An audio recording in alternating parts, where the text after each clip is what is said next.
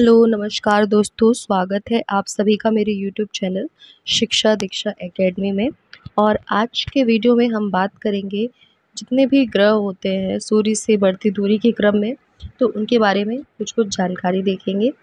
तो चलिए बिना किसी देरी के आज का ये टॉपिक शुरू करते हैं।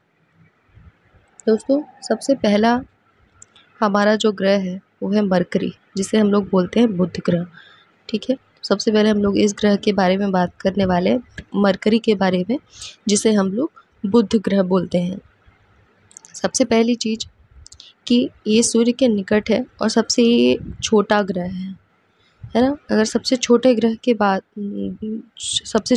की बात आती है तो वह है बुध ग्रह। इस ग्रह पर वायुमंडल और जल नहीं होता है और बुध अधिकांश समय तक सूर्य की चकाचौंध में छुपा रहता है, मतलब ईजिली ये दिखाई नहीं देता है, अतः उसे देखना अत्यंत कठिन होता है। सूर्योदय से तुरंत पूर्व और सूर्यास्त के तुरंत बाद आप इसे देख सकते हैं, मतलब आपको जल्दी उठना पड़ेगा इसे देखने के लिए, और जब सूर्यास्त होता है उसके तुरंत बाद आप इसे देख सकते हैं। ठीक है, जो दूसरा ग्रह है वो है शुक्र ग्रह, जिसे वेनस बोलते हैं। और यह ग्रह जो है वो पृथ्वी के निकट है। ये रात्रि के समय आसमान में चंद्रमा के बाद ज़्यादा सबसे ज़्यादा द्युतिमान रहता है, और भोर के समय यह पूर्वी आसमान में और शाम के समय में ये पश्चिमी आसमान में दिखाई देता है। ठीक है, भोर के समय इसे पूर्वी आसमान में, मतलब पूर्वी दिशा की तरफ देखा जा सकता है, और शाम के समय इसे पश्चिम दिशा में देखा जा सकता है, इसीलिए इसे भोर का भी तारा कहते हैं। यह ग्रह स्वयं पर आपतित सूर्य के प्रकाश के लगभग 75% भाग को परावर्तित कर देता है, मतलब इस पे जो लाइट पड़ती है उसका जो 75% भाग होगा इसे ये क्या कर देता है, परावर्तित कर देता है। इसीलिए इसे सबसे ज़्यादा चमकदार रूप में देखा जा सकता है। और इस ग्रह के वायुमंडल में कार्बन डाइऑक्साइड CO2 जो होती है ये बहुत ज़्यादा होती है। ठीक है, और यही कारण है कि यहाँ पर ग्रीन हाउस जो इफ़ेक्ट होता है, जो हम लोगों ने ग्रीन हाउस इफ़ेक्ट पढ़ा है, वो यहाँ पे बना रहता है। ठीक है, इसीलिए शुक्र जो कि हमेशा अत्यधिक गर्म रहता है, इस पर जीवन की संभावना नहीं है, क्योंकि ये बहुत ही ज़्यादा गर्म है, यहाँ पर रहा नहीं जा सकता है। वैसे भी यहाँ पर कोई जल की उपस्थिति नहीं है, तो जल के बिना भी जीवन संभव नहीं है, इसलिए यहाँ पर जीवन बिल्कुल संभव नहीं है। ठीक है, अब हम अगले ग्रह की बात करते हैं जो कि है पृथ्वी। अंतरिक्ष से देखने पर हरियाली एवं जल के कारण पृथ्वी का जो धरातल होता है वो हरे और नीले कलर का दिखाई देता है। देखिए दोस्तों, आप यहाँ पर देख सकते हैं हरे और नीले कलर का इसमें धरातल दिख रहा है। केवल इस ग्रह पर ही जल है और वह भी विपुल मात्रा में है ना। यहाँ पर पानी है और पानी बहुत ज़्यादा है। यहाँ ताप भी ना तो बहुत अधिक है और ना बहुत कम है, मतलब अच्छा वायुमंडल है यहाँ का।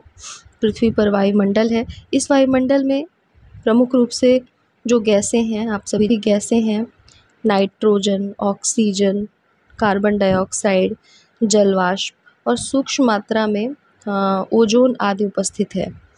जो ताप, ऑक्सीजन एवं जल की उपयुक्त परिस्थितियों के कारण केवल पृथ्वी ही जीवधारी ग्रह है, यहाँ पर सभी जीवधारी रहते हैं। यहाँ का वायुमंडल जीवन की सुरक्षा एवं संरक्षण में महत्वपूर्ण भूमिका निभाता है।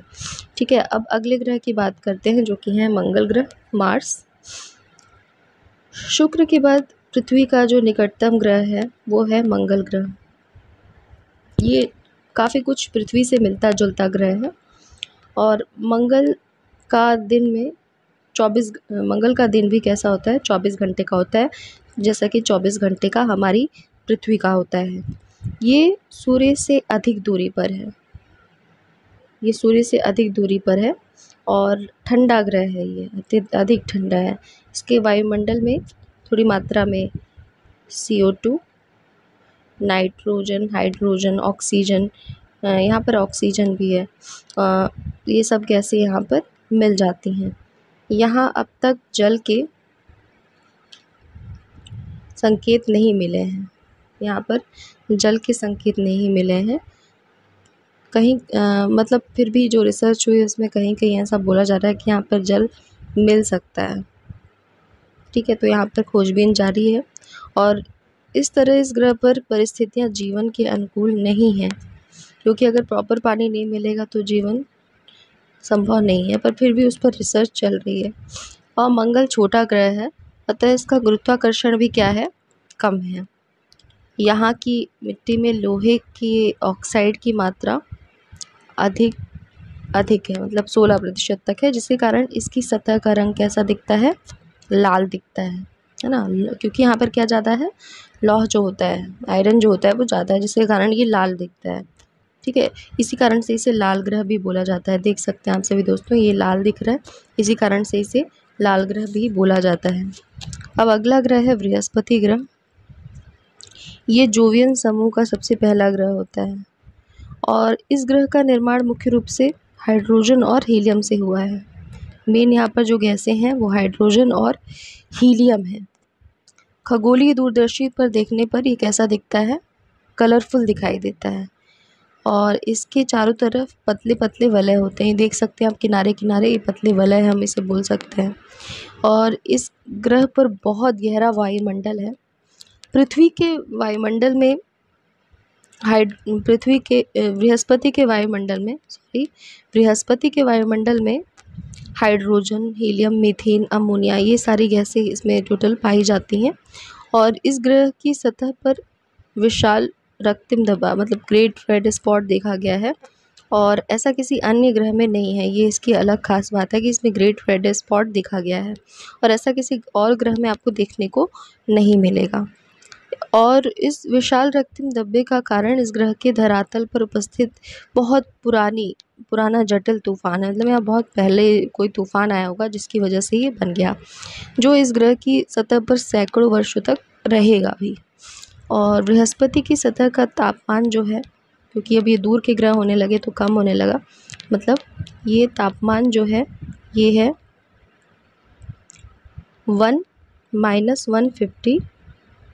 150 डिग्री सेल्सियस। ठीक है, और सौर प्रणाली का ये सबसे बड़ा ग्रह सौर प्रणाली का सबसे बड़ा ग्रह बृहस्पति है। ठीक है, सौर प्रणाली का जो सबसे बड़ा ग्रह है वो कौन सा है, बृहस्पति है, ध्यान रखना है अपने को। और इसका जो द्रव्यमान है वो बाकी ग्रहों से क्या है, अधिक है। ठीक है, इसका द्रव्यमान जो है, द्रव्यमान की अगर हम मास की बात करें तो ये बाकी ग्रहों से क्या है, अधिक है। देख सकते हैं आपको काफ़ी बड़ा दिख रहा है। तो अधिक द्रव्यमान के कारण यह पास से गुजरने वाले आकाशीय पिंड पर बहुत ज़्यादा गुरुत्वाकर्षण बल आरोपित करता है। ठीक है, क्योंकि बड़ा है तो इसका गुरुत्वाकर्षण बल भी ज़्यादा होगा, है ना। तो इस पे गुरुत्वाकर्षण जो है काफ़ी ज़्यादा है। यह गुरुत्वाकर्षण बल इतना शक्तिशाली होता है कि इस ग्रह के पास से गुजरने वाले कुछ आकाशीय पिंड अपने मार्ग से क्या हो जाते हैं, विचलित हो जाते हैं और अपने कुछ धूमकेतु, पुच्छल तारे तो टूट तक जाते हैं। ठीक है, पुच्छल तारे वगैरह जो होते हैं वो टूट जाते हैं। सन 1994 की बात है, इसमें शूमाकर लेवी 99 नाम का एक धूमकेतु आया था। इस ग्रह के पास गुजरते समय कई टुकड़ों में ये क्या हो गया था, विभाजित हो गया था और इस धूमकेतु के टुकड़े बृहस्पति के धरातल से टकरा गए थे। ठीक है, तो अब बात करते हैं शनि की। ये सौर प्रणाली का दूसरा सबसे बड़ा ग्रह जो होता है वो शनि है। मतलब ये बृहस्पति के बाद जो दूसरा सबसे बड़ा ग्रह है, ध्यान रखना है, वो कौन सा है, शनि है। और बृहस्पति की भांति जो शनि भी होता है वो मुख्य रूप से हाइड्रोजन और हीलियम से निर्मित है। तो इसकी भी गैसें याद रखनी है। इसमें कौन सी गैसें हैं, हाइड्रोजन और हीलियम। और शनि का जो धरातल है वो सैकड़ों संकीर्ण वलयों से क्या है, घिरा हुआ है। ठीक है, ये जो वलय है वो सैकड़ों संकीर्ण वलयों से घिरा हुआ है संपूर्ण सौर प्रणाली में शनि एकमात्र ऐसा ग्रह है जिस पर स्पष्ट और सुंदर वलय प्रणाली देख सकते हैं। ये बिल्कुल स्पष्ट है और काफ़ी सुंदर लगता है देखने में। इसको हम मतलब काफ़ी खूबसूरत ग्रह भी बोल सकते हैं। और ये क्या होता है, बहुत ठंडा होता है। इसका ताप लगभग होता है -180 डिग्री सेल्सियस। ठीक है, अब बात करते हैं यूरेनस, जिसे हम लोग बोलते हैं अरुण। ये प्रथम ग्रह है जिसकी खोज दूरदर्शी की सहायता से की गई थी। दूरदर्शी से देखा गया था। बृहस्पति एवं शनि के बाद तीसरा सबसे बड़ा जो ग्रह है वो है अरुण। यह ग्रह भी मुख्यतः हाइड्रोजन और हीलियम से बना हुआ है। इसमें भी क्या है, हाइड्रोजन और हीलियम है। और इसके चारों तरफ भी क्या होते हैं, वलय होते हैं। ये हरे रंग के गोले जैसा दिखाई देता है। कैसा दिखाई देता है, हरे रंग के गोले जैसा दिखाई देता है। ठीक है, इसमें ब्लू दिखाया गया है, लेकिन ये कैसा होता है, हरे रंग के गोले जैसा दिखाई देता है। और इसे एक और नाम दिया गया है जो कि है इंद्र। ठीक है, अब हम आखिरी ग्रह की बात करते हैं जो कि है वरुण, जिसे हम लोग बोलते हैं नेपच्यून। और ये आकार एवं संरचना में लगभग कैसा होता है, यूरेनस मतलब अरुण जैसा ही होता है। ठीक है, और सौर प्रणाली में जोवियन प्रकार का ये क्या होता है, अंतिम ग्रह है। और इसका पृष्ठीय ताप कितना होता है, -200 डिग्री सेल्सियस से भी कम बोलना चाहिए। मतलब ये अंदाजे वाला है, -200 डिग्री सेल्सियस से भी क्या होता है, ये कम होता है। ठीक है, तो ये हो गई पूरे ग्रह के बारे में जानकारी।